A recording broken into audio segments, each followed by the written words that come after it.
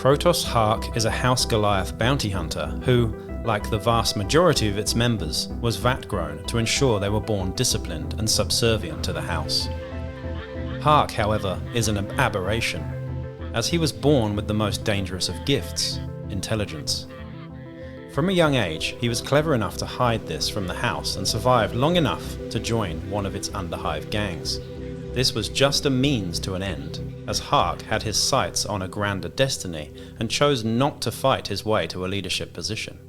Instead, Hark gained the experience he needed to become a skilled armourer before escaping from the House Goliath's grasp and becoming a bounty hunter. He now wears a mask to hide his identity from House Goliath, but Hark's armouring skills have made him highly valued among gangs for his ability to improve the weapons and gear of those willing to pay his price.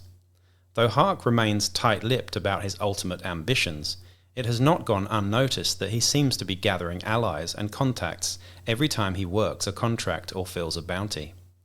The bounty hunter also seems to take a special interest in jobs that oppose Goliath in any way. All of this makes some speculate that perhaps Hark is looking to make a permanent change of management among House Goliath's leadership. Howdy folks, and welcome back to Wellywood Wargaming. My name is Damon, and this is the series where I give you all of the Dramatis Personae, aka special characters in Necromunda in a bite-sized video. A little bit of lore there for Krotos Hark, but before we get into it, please do like, share, subscribe. Check out the Patreon as well to support me further and keep me doing these vids. Anyway, we're in the K's here, so we're nearly halfway through the entire series, and it's taking a long time to get through these, but Krotos Hark here, pretty cool character. Another Goliath character here. This one is not specific to House Goliath, and you can tell by the lore because he doesn't really want to be a Goliath by the sounds of it.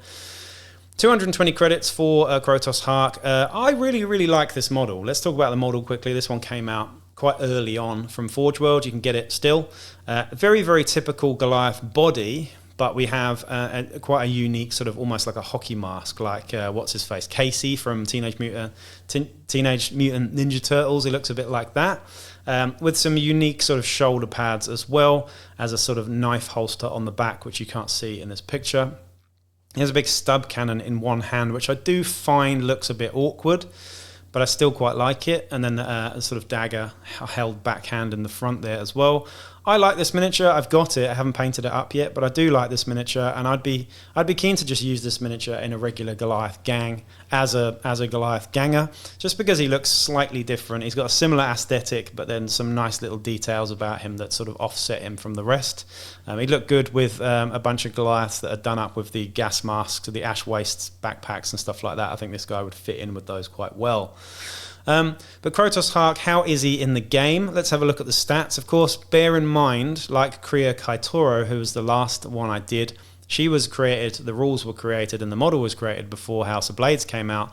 This one was created before House of Chains came out. So we haven't got any snazzy Goliath gear in here, which is a bit annoying, but it is what it is. Let's just have a look at the rules here, though, if I can find them.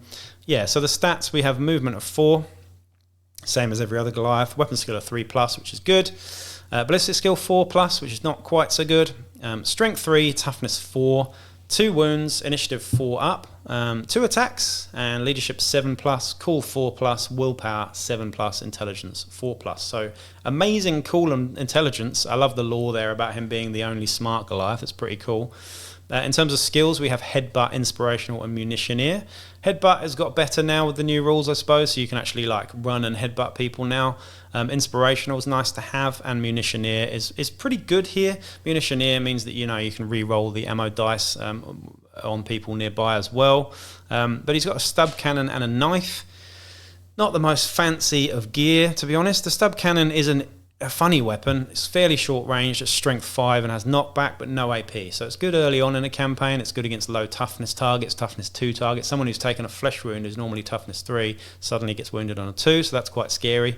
The stub cannon and knife, not amazing, but we've also got armoured undersuit and furnace plates. So from the front arc we have a 4+ save, which is pretty good, 5 up in the back arc there.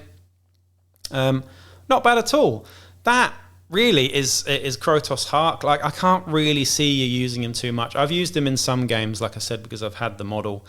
He's come up a couple of times, and he's you know, he's okay. He's okay. He's certainly nothing to shout about, but he's not one of the worst either. He's okay.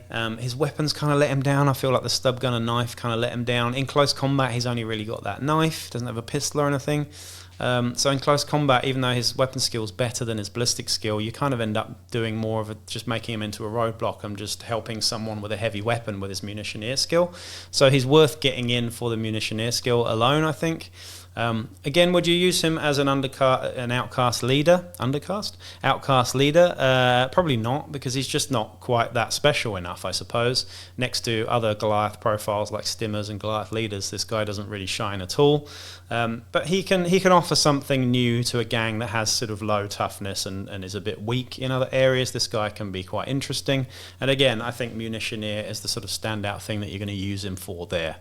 Anyway, that is Krotos Hark. I'll be back with another video real soon. Peace out.